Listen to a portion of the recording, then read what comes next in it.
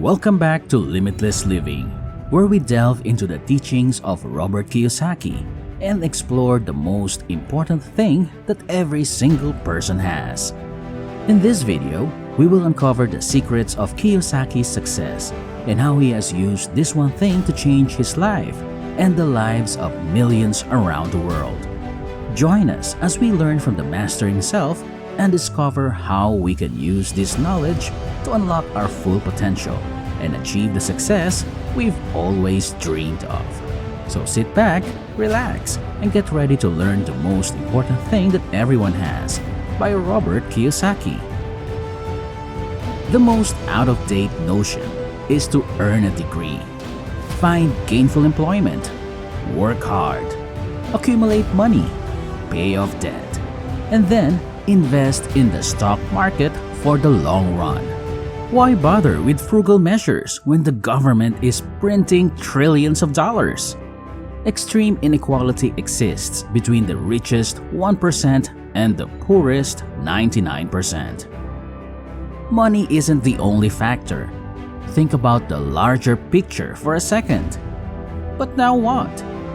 You're conditioned to believe that success in life requires formal education, employment, and financial gain. There is no curriculum that instructs you on how to amass wealth. One of the worst things you can do to yourself, my rich dad warned, is take a paycheck. A person becomes an employee in his eyes the moment he or she receives a payment, he claims. So, my wealthy father never compensated me. My poor dad, who works for the government, went crazy because of it, saying, "You have to compensate those who have helped you." Of course, the rich dad wasn't complaining about the salary. As he puts it, "I didn't want to be a slave to money." My rich dad said, "I'm merely going to switch to a new firm. Don't worry about paying me. I'm okay without one.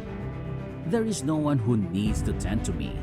If the government of my nation doesn't approve of me, I will go to a country that is more receptive to business people."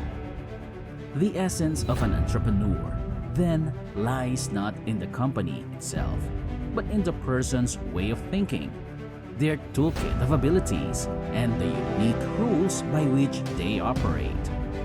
The rules of large companies don't apply in the small business world, and vice versa. Being an entrepreneur requires a particular frame of mind, a specific set of abilities, and a set of guidelines. There are also distinct responsibilities and obligations for employers and entrepreneurs. Distinctive mentalities and skill sets are required. If you could provide one piece of advice to someone who has never run their own business before, but is considering doing so, what would it be? Honestly, what could you tell them? What the heck? I'll simply tell them what happened to me. I can vividly visualize the amount of my last paycheck. It was both the worst day of my life and the finest day of my life. As for me, I was in Puerto Rico. My employer at that time was Xerox.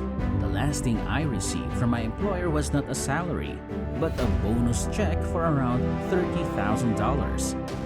This is the one and only issue. My first reaction upon seeing this check was, "Holy mackerel! Do you get what I'm saying?" And that troubled me too. Now, another person who introduced himself to me as John approaches.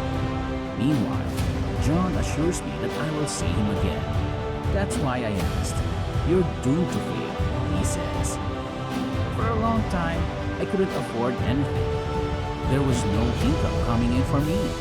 But my rich dad told me to do it.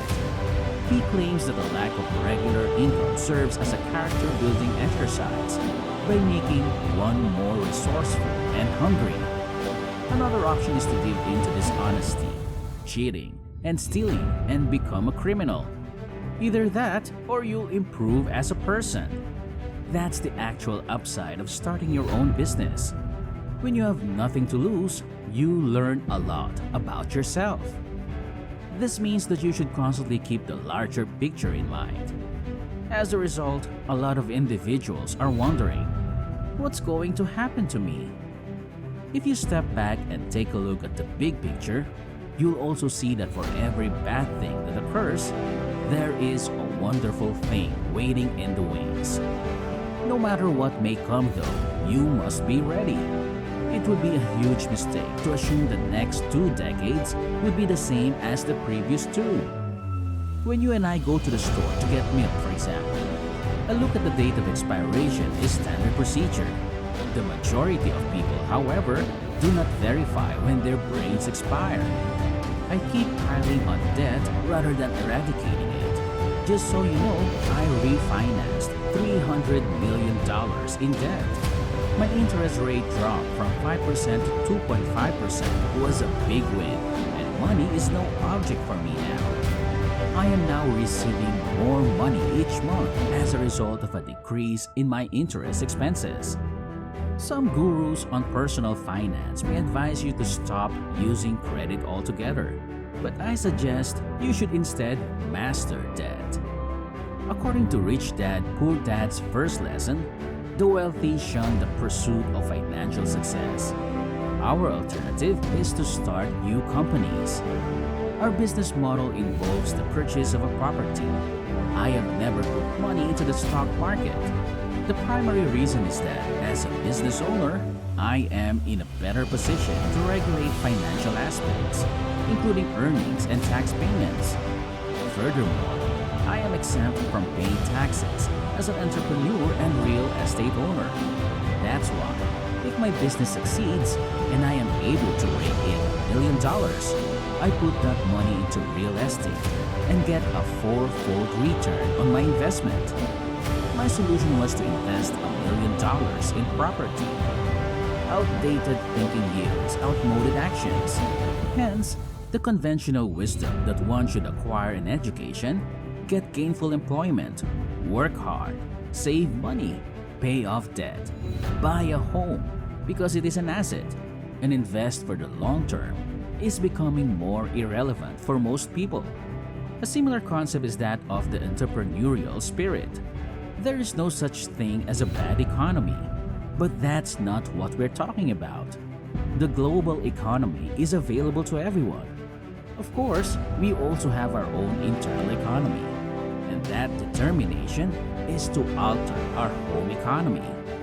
So, I can see the positive and negative aspects equally well, and it doesn't bother me one bit. As a result, I see no reason to worry about money. But a person with a low standard of living can expect to only experience economic hardship, since they are unable to make a profit in any market.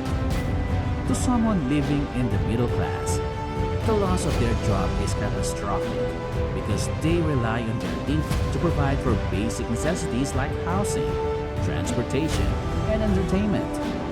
The lack of employment is of little consequence to a business owner. There are always 2 sides to every story.